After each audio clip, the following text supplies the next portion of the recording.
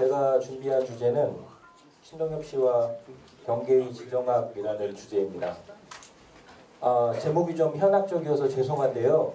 어떻게 보면은 오늘 앞서 그 발표되었던 내용들과 본질적으로는 동일한 내용이다. 그러니까 경계라는 것은 말 그대로 경계, 벽, 바운더리를 말하는 건데 앞선 발표에서 신동엽 씨의 장소가 한 곳에 국한되는 것이 아니라 다양한 장소를 섭렵하고 있고 통일이라는 주제와 연관되고 있다. 이런 것처럼 신동엽 씨에서 말하는 장소를 포함한 여러 가지 경계들이 기존의 어떤 사전적 정의를 비롯해서 기존의 통념이라든지 고정관념으로부터 벗어나서 다양한 형식과 어떤 실험을 모색하고 있다. 이런 거에 착안한 그런 주제고, 그래서 이제 우리가 지리를 볼 때도 그 지정학, 지정학이라고 하는 것은 지리를 어떤 정치적인 관점에서 그 숨은 의미까지도 복합적으로 보자라고 하는 문제의식과 학제인 줄 알고 있거든요. 그러니까 물론 신동엽의 지리를 학문적으로 고민한 것은 아니지만 그의 시에 사용되는 장소를 비롯한 다양한 소재들은 역사를 포함해서 어떤 우리가 기존에 알고 있는 통념을 넘어서는 의식적이든 무의식적이든 그런 실험적 모색을 보여주고 있다. 이런 그 주제의식을 담고 있는 발표다라고 생각해 주시면 되겠습니다. 우리가 이렇게 알고 있는 것처럼 신동엽 씨의 사상은 중립, 사상, 껍데기 있는 가라가 상징하는 바와 같이, 그리고 시인정신론이라고 하는 그의 주목할 만한 평론이 상징하고 있듯이 중립이라는 사상을 지향을 하고 있는데, 이것은 그의 어떤 역사정기적인 배경, 그 삶의 흔적과 긴밀히 연관되어 있다고 생각을 합니다. 이 한국사의 우여곡절을 거치면서 그때 당시의 어떤 지식인들이 중부권 거점이었던 전주사범을 나오고, 그리고 그 해방기와 한국전쟁기를 겹치면서 구역은 인민위원회 청년동맹 활동을 했고, 이것은 지금 시점에서는 거의 어떤 기존 사실로 확정되어 있는 것 같습니다.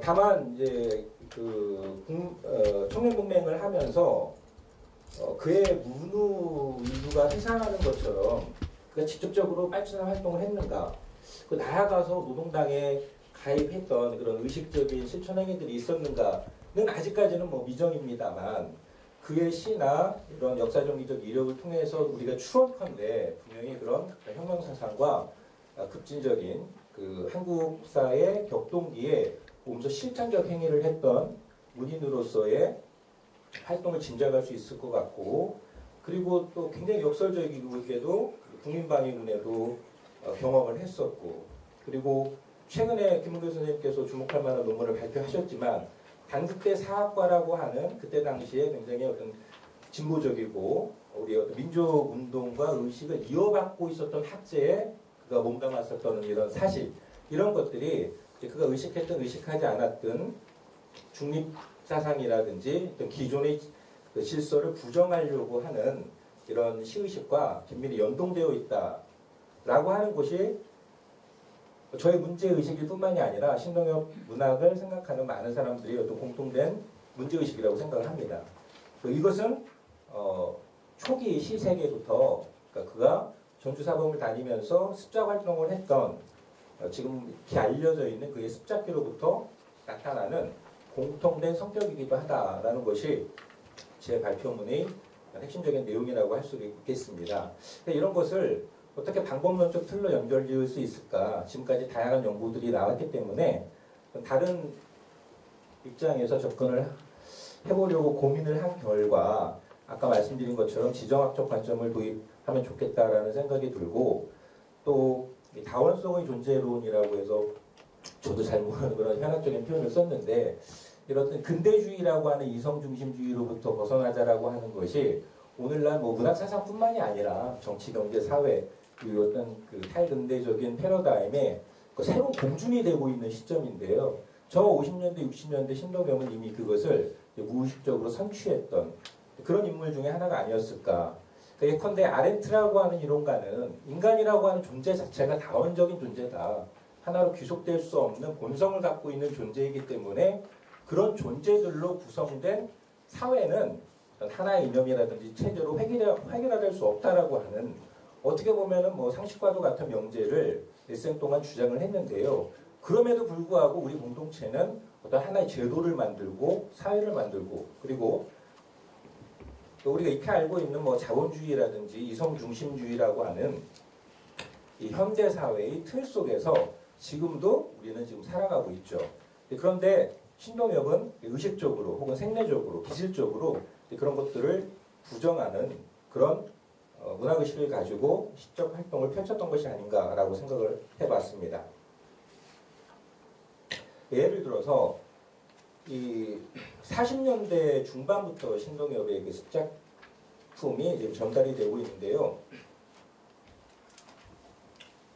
예를 들어서 설야 같은 작품의 설야, 혁명화 이런 작품을 보면 신동엽 씨의 메인 모티프라고 할 수 있는 눈의 상징, 어떤 순수함이라든지 어떤 혁명의식의 상징과 같은 그런 이미지가 그의 습작 작품에서부터 오롯이 나타나고 있습니다.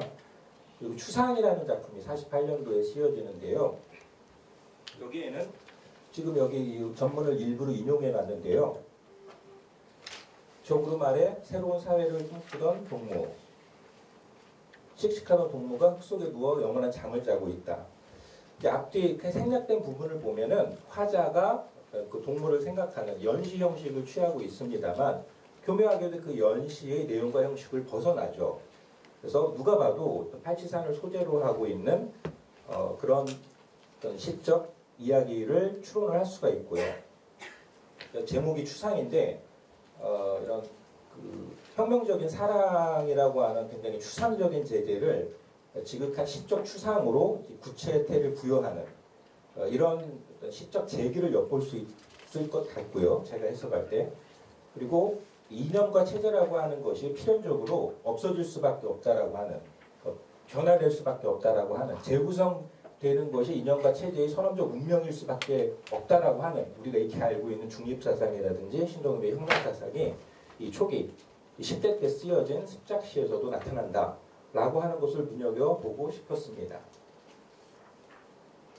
그리고 이런 그 신동엽의 중립사상, 혁명사상이라는 데에는 단순히 그 어떤 의식적인, 추상적인, 어떤 혁명적인, 중립적인 이론뿐만이 아니라 시간과 공간이 이렇게 재구성되는 측면까지도 하나의 형식으로 습합이 되어 있는 것 같습니다. 그러니까 인간이라고 하는 것, 존재라고 하는 것은 진공 상태에 놓인다라고 하는, 예외 또는 말세라고 하는 이런 작품들 속에서 그런 의식을 엿볼 수 있다라고 하는 거죠. 예를 들어서 여기 지금 그 전문을 일부를 인용해 놨는데요. 내가 살아있는 것은 하나의 예외다. 내가 여기 앉아있는 것도 하나의 거짓말이다. 존재 자체를 부정하는, 정체성 자체를 부정하는 의식으로 우리가 의미부여를 할 수 있지 않을까라고 생각을 해봤습니다. 그런 작품들이 서시, 이야기하는 쟁기꾼의 대지로 이어지는 또 이런 맥락을 그의 습작시의 분포 속에서 확인할 수 있다 라는 내용을 제 발표문에 정리를 해놨습니다. 다음, 경계의 재구성과 관련된 몇 가지 그 특징을 좀 더 그 분리해서 그 3장을 구성해봤습니다.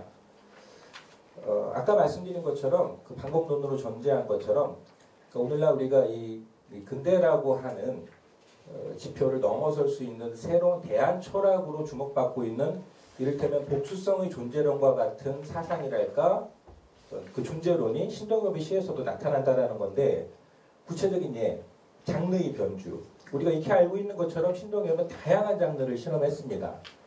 그러니까 기존에 존재하는 미적 공준으로 신동엽의 시극이라든지 서사시가 성공했냐 그렇지 않느냐라는 것은 나름 어떤 별도의 기준으로 판단이 필요할 것 같습니다. 그런데 한 개인이 그런 그때 당시의 그 문화적인 분위기 속에서 이 다양한 장르를 실천했다라고 하는 것은 굉장히 긍정적으로 해석하자면 남다른 의미를 지니고 있는 것이고, 장르의 변주 의식의 목적 의식성을 우리가 추론할 수도 있지 않을까라고 생각을 해봤습니다.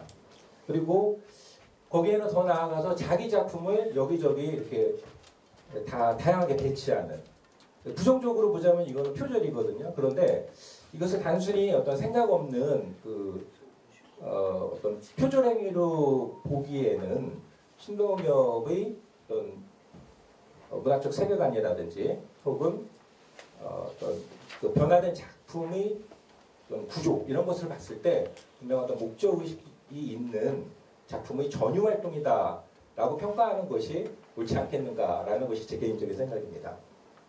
그래서 장르 재편과 확장의 측면 그리고 뭐 비슷한 얘기인데요. 장르적 복수성. 그러니까 다양한 장르를 실천했다든지 기존에 있는 장르를 자기 나름의 관점으로 재해석하고 실천했다라는 측면을 말씀드리는 건데 오늘도 우리가 앞선 발표들 속에서 많이 거론된 작품이 금강인데요. 기존의 서사시의 관점으로 볼 때 금강이 지니고 있는 한계는 명백합니다. 어떤 개인의 어떤 주관이 들어간다든지 신안이라고 하는 가공의 인물이 서정 쪽으로 배치된다든지 하는 것이 기존의 시학에서 설명하는 서사시의 범주에는 결격사유라는 요소라는 거죠. 그런데 그것은 신동엽뿐만이 아니라 한국 문학사에서 다양한 서사시의 실험이 있어 왔는데 그것은 예를 들어서 이제 조동일 선생님이 문학사적 평가를 제 발표문에서 인용을 해놨는데 그런 어떤 핍진한 경험을 제대로 그러니까 주인공의 핍진한 경험을 시적 스토리 속에 녹아내지 못했다라든지 혹은 지극히 또 주관적으로 해석했다든지 등의 한계를 지니고 있었습니다. 기존 문학사에서 서사시의 실험이.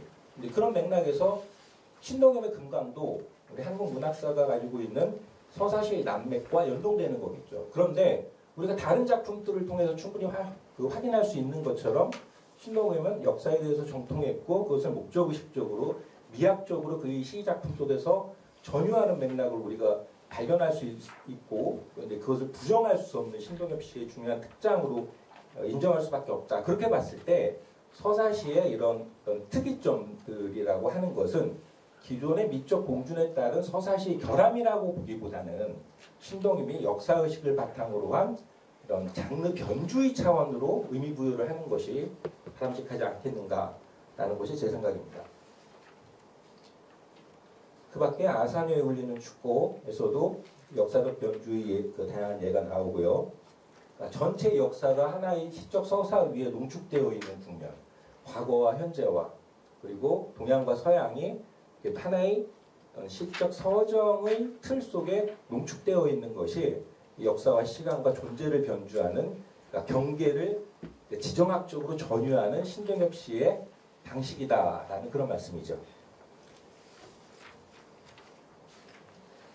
그렇게 볼 때 근대적 제도가 생성한 이동과 폭력의 기제가 역사적 공간과 구체적 장소 사이에 혼재되어 있는 측면 시간의 단위라는 것도 굉장히 비의적이고 신비적이고 주술적인 차원으로 확장된다는 측면 그 밖에 이 아산여에 울리는 축고는 불바다라는 작품과도 유사하거든요. 앞서 말씀드린 바 있듯이 이 신동엽 씨에 나타나는 이 유사한 작품들이 분포 저 습작계의 작품들이 후기 작품에 다시 재전유되는 방식 이것을 우리가 분명한 기준을 가지고 평가를 해야지만 신동엽 씨를 부정적으로 평가하는 입장에 대해서도 충분한 방어 논리를 제시할 수 있을 것 같습니다. 이러한 장르적인 다층성의 총체가 바로 서사지 금강인 거죠. 그래서 저는 제 식대로 표현을 하자면 이 금강이라고 하는 서사시 속에는 역사와 주체와 장르층의 다연성이 체현되어 있는 그런 작품이다라고 이렇게 정리를 해봤습니다. 다음으로 이제 장르의 다양성뿐만이 아니라 이제 존재의 다양성, 주체의 다양성. 그러니까 우리가 익히 알고 있는 이 서정시를 가리켜서 이제 동일성의 장르라고 규정을 하는데 어떻게 나에 의해서 주관화된 대상이 그러니까 현재의 시간 위에서 기록되는 것, 문자로 기록되는 것이 오늘날 우리가 알고 있는 시라는 장르의 선언적인 전제 조건입니다. 그렇지만 이제 그것을 의도적으로 돌파하려고 한다는 것이죠. 신동엽의 서정시에서는 예를 들어서 신체의 복수성, 나의 나 없는 듯 누워, 좋은 언어에서 나를 갖추고 가시라 뭐 이런 표현들 그러니까 시적 자아 자체가 해체되는 이런 국면들을 그의 서정시 속에서 다수 발견할 수가 있습니다. 그렇다면 그 동일성이 해체되기 위해서는 먼저 내가 없어져야 되는데 그 없어짐의 상징이 죽음 아니겠습니까? 정멸의 이미지들이 초기시부터 주된 정서와 소재로 사용되고 있습니다. 또 자신의 그 운명을 예고라도 한 듯이 유고시, 어느 해 유언이라든지 강, 살덩이 이런 작품들을 보면 자기 자신이 사라진 자기 자신이 사라진 자리에서 다른 타자와 사물들과의 교감이라고 하는 이런 모티프가 반복해서 드러나고 있는 예시를 찾아볼 수가 있습니다.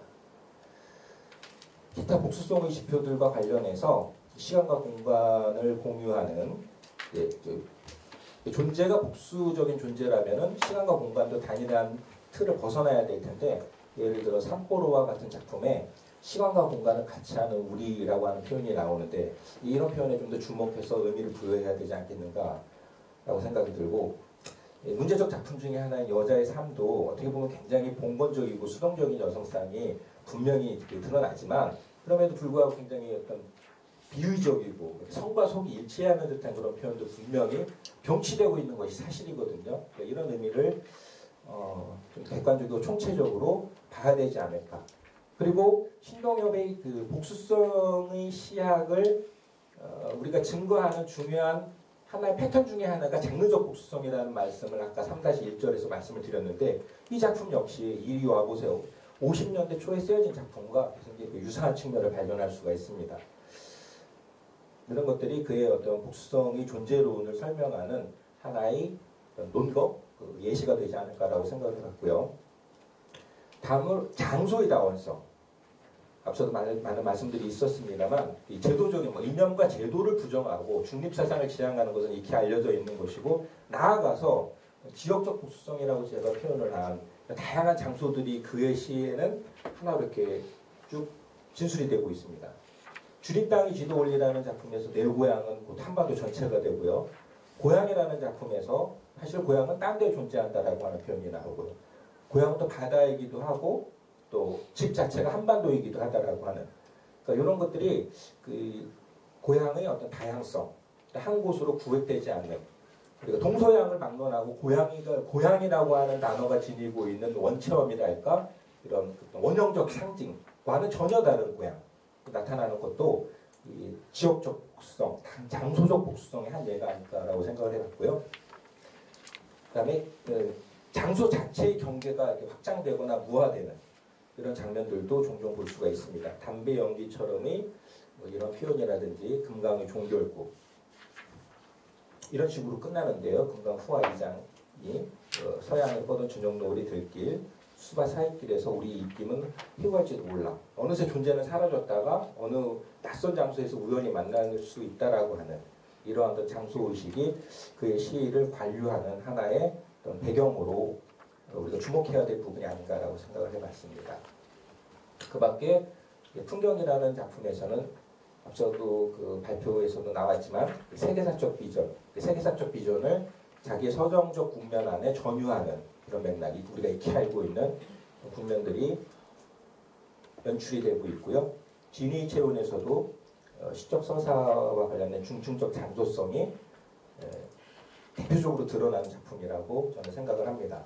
북한산성부터 고향, 금강연안, 판문점, 한강기슭을 이르는 이런 다양한 장소들이 하나의 어떤 그 서정적 국면에 펼쳐지는 이런 장면들을 눈여겨봐야 된다고 생각을 합니다. 저는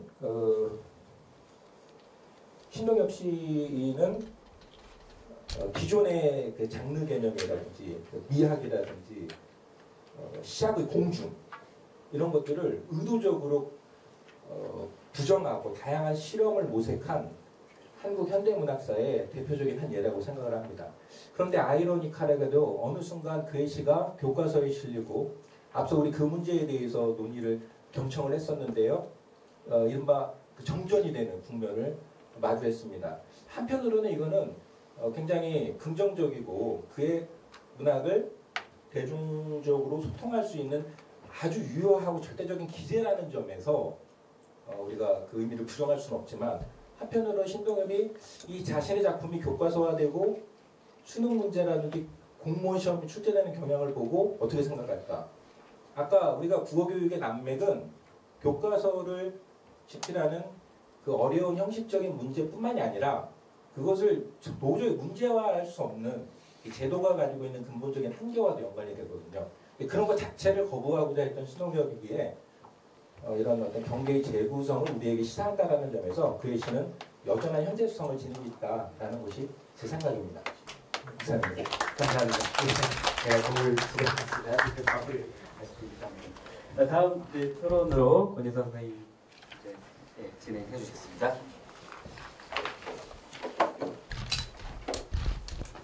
네, 토론을 맡은 제주도의 권여성입니다. 반갑습니다. 발표 잘 들었습니다. 남기택 선생님은 왠지 하도 오래돼서 뵙는 오랜만입니다. 제가 여기 멀리 제주에 있다 보니 자주 뵙지 못해 아쉽습니다. 뭐 참고로 말씀드리면 저는 신동엽 연구를 해본 적은 없습니다. 시용작이긴 한데 제 관심사가 주로 일제강점기 시인들이라 신동엽 씨에 대한 이런 깊이 있는 연구에 대해서 본격적인 토론은 좀 어렵다 하는 말씀을 드리고 그래서 보충 설명드리는 방식으로 제가 질의를 드리도록 하겠습니다. 토론문이 길지 않으니까 간단하게 읽도록 하겠습니다. 발표자의 언급처럼 이 신동엽 시인은 60년대 참여시를 대표하는 시인으로 받아들여지고 있습니다. 다만 좀 김수영과는 좀 결이 다른 것 같은 그런 느낌이 좀 있는 시인인 것 같습니다. 발표자께서는 신동엽 시의 핵심을 경계의 지정학이라는 탈경계적 사유를 중심으로 정리하고 있다고 보이는데 제가 보기에는 신동엽 씨가 가진 참여의 구체적인 특질을 규명하는데 효과적인 방법 중 하나가 아닐까 싶습니다. 다만 이제 제가 전반적으로 질의 논의에 동의하면서 몇 가지 좀 궁금한 점을 보충 설명드리는 방식으로 질의를 드리도록 하겠습니다. 첫 번째는 발표자께서 신동엽의 습작기 시에서 이미 경계의 지정학이라는 그 독특한 상상력이 발화되고 있다고 보고 있습니다. 특히 이제 습작기 시에서 발견되는 혁명사상이 탈경계론의 발화를 가능하게 했다라고 보고 있는 것처럼 보입니다. 그렇다면 이걸 가능하게 했던 혁명사상의 실체와 내용이 좀 중요할 수밖에 없다고 보이는데 이 부분에 대한 조금 더 구체적인 설명이 가능하다면 보충 설명을 좀 부탁드리고 싶은 생각이 있습니다. 근데 뭘까요? 좀 궁금하긴 합니다. 사실 신동엽 시인이 금서로 지정된다는 것 자체가 뭔가 좀 잘 납득이 안 되거든요. 이 부분과 연결되어 있는 것인가 그런 의문도 좀 있습니다. 네, 그리고 2장 두 번째 질문은 3장에 관한 건데 이게 이제 복수의 지정학을 내용으로 하는 경계의 재구성 이라는 요 지정학적 상상력의 영역. 근데 이게 이제 지정학적 상상력의 영역뿐만이 아니라 문학 장르의 경계 그 부분까지 쭉 연결되어 있는 듯한데 이게 보통 이제 뭐 어떻게 단순하게 보면 내용과 형식이 연동되어 있다라는 건 상식적이긴 한데 그럼에도 요건 좀 어떻게 보면 좀 구분되는 영역이기 때문에 이 두 가지가 어떻게 연동될 수 있는가, 연동되어 있는가 또는 실제로 그런 부분이 조금 궁금했습니다. 네, 그리고 마지막으로 신동엽 시인의 시를 보면 김수영은 좀 이렇게 좀 자식으로하고 어떻게 보면 좀 팽이처럼 보이는 그런 시가 많은데 이 신동엽 시인의 시는 굉장히 좀 거시적인 안목에서 세계를 보고 그의 시를 신동엽 시인의 시를 읽다 보면 이런 표현이 나오더라고요. 원시, 멀리에서 바라본다라는 건데 그런 원시적이라고도 볼 수 있는 시인의 시적 상상력이 조금 다소 이제 너무 크게 그래서 상처럼 느껴지는 경향이 좀 있는 것 같습니다. 그런데도 그가 참여라는 그런 핵심 키워드로 요약이 되듯이 우리의 어떤 삶의 가장 큰 혹은 틀을 부정짓는 그런 문제에 대해서 아주 심각하게 다루는 시인으로 받아들일 수밖에 없는 시인이기 때문에 그럼에도 오늘날 우리 삶에도 분명히 어떤 의미가 있다라는 그런 생각이 듭니다. 이런 부분에 대한 조금 더 보충 설명이 가능하시다면 부탁드리고 싶습니다. 어쨌든 논의에 대한 이해가 충분치 않은 상황에서 드리는 질의라는 점 양해 바라고요. 그리고 토론을 준비하면서 신동엽 시인 사실 그 대학교 때 이후로 본격적으로 신동엽 시인 다시 읽어본 듯한 느낌이 듭니다. 이런 기회를 주신 남기탁 선생님께 감사의 말씀을 드립니다. 네. 네, 감사합니다. 권 선생님께서 완곡하게 말씀하셨지만 좀 글을 구체적으로 써라 그런 그 타이름으로도 한편 들리는데요. 이 질문 내용도 이제 큰 내용을 말씀을 해주셔가지고 제 능력으로 제한된 시간에 답변을 드릴 수 있을지는 모르겠습니다만 짧게 제 소견을 말씀을 드리자면 신동엽 시인의 혁명사상 구체적인 내용이 뭐냐. 그때 당시 해방기에 전주사범을 다니면서 또 많은 분들이 지적하는 바이기도 하지만 뭐 부정부의주의 사상에 대해서는 어느 정도 구체적인 고민을 하지 않았을까. 크로포트킨 같은 후반부에도 읽었던 흔적이 나오고요.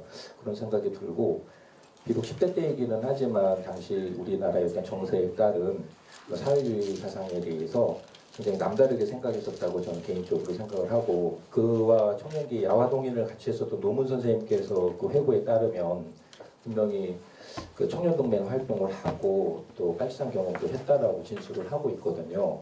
부인께서도 신동엽 시인한테 그런 얘기를 들었다고 하고 하지만 이제 당시 그 50년대 우리 한국 사회의 어쩔 수 없는 뭐 실정이었겠지만 그것을 구체적으로 공개하지는 않았죠. 그렇지만 이러한 역사적인 배경을 추론해 보건데 저는 굉장히 혁명가였던 게 아닐까 의식적으로는 그런 생각을 저는 개인적으로 하고 있습니다. 그리고 두 번째 말씀해 주신 그의 역사적 인식이 문학적 상상력과 어떻게 연동이 되느냐 제가 발표하면서도 말씀을 드렸던 그런 어떤 다양한 장르의 실천이라든지 본인 스스로의 작품을 다른 작품에 재전유하는 이런 목적의식적인 창작 방법론 이런 것들이 그의 어떤 경계를 허물고 재구성하려고 하는 그의 문학사상과 연동되는 문학적 형식이 아니었을까 대표적인 그렇게 다시 답변 드릴 수 있을 것 같고요. 세 번째로 말씀해 주신 그의 시가 지닌 현재적인 의미 역시 저는 우리 어떤 근대라고 하는 제도의 어떤 대안으로서 많이 석학에 의해서 그리고 많은 사람들에 의해서 지금 공론화되고 있는 다양성의 존재론, 복수성의 존재론 이런 것들에 대해 무의식적으로 선취했던 그런 것이 오늘날 우리가 재해석하고 의미를 부여하면서 또 새롭게 우리 현실의 독자들이, 평론가들이, 연구자들이 재구성해 나가야 되는 신동엽 문학이 오늘날 우리에게 시사하는 바가 아닐까라고 생각을 하고 있습니다.